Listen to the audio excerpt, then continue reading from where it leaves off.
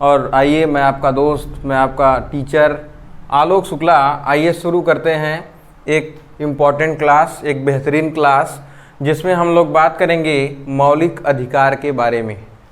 तो मेरे प्यारे बच्चों, आपने मौलिक अधिकार तो पढ़ा होगा, लेकिन इस तरह से नहीं पढ़ा होगा। देखिए, मैं आपको कितना जल्दी से आपको बताता हूं, और ये सभी के सभी इम्पॉर्टेंट क्वेश्चन आपके प्रतिस्पर्धा एग्जाम में पूछे गए हैं, और आप देखिए किस तरह से प्रश्न पूछे जाएंगे। आइए देखते हैं। देखिए, मौलिक अधिकार मेरे प्यारे बच्चों हमारे संविधान में यूएसए यानी अमेरिका के संविधान से लिया गया है।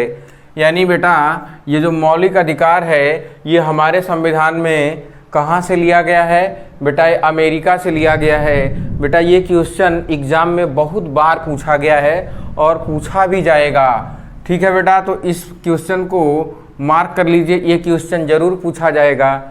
बेटा, इसका वर्णन हमारे संविधान के किस भाग में है? तो बेटा ध्यान रखिएगा, हमारे संविधान के भाग 3 में इसका जिक्र किया गया है। और बेटा ये भी ध्यान रखिएगा, अनुच्छेद 12 से 35 तक ये वर्णित है।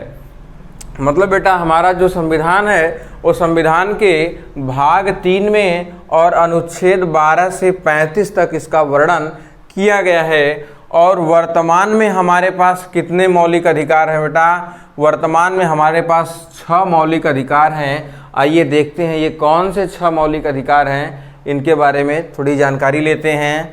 दिया है, पहला कहता है समानता का अधिकार, जो कि अनुच्छेद 14 से 18 के बीच में इसका वर्णन है। और दूसरा जिसे हम कहते हैं स्वतंत्रता का अधिकार, ये अनुच्छेद 19 से बेटा अनुच्छेद 22 तक इसका जिक्र किया गया है। उसके बाद बेटा तीसरा है शोषण के विरुद्ध अधिकार, तो 23 और 24 अनुच्छेद में इसका वर्णन किया गया है।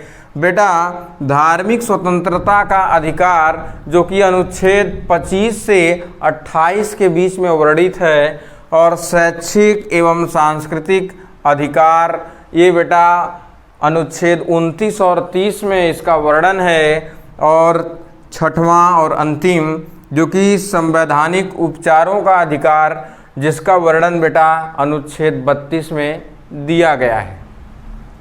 तो ये बेटा ये ऐसे अधिकार हैं, हमारे संविधान ने हमको ऐसे 6 अधिकार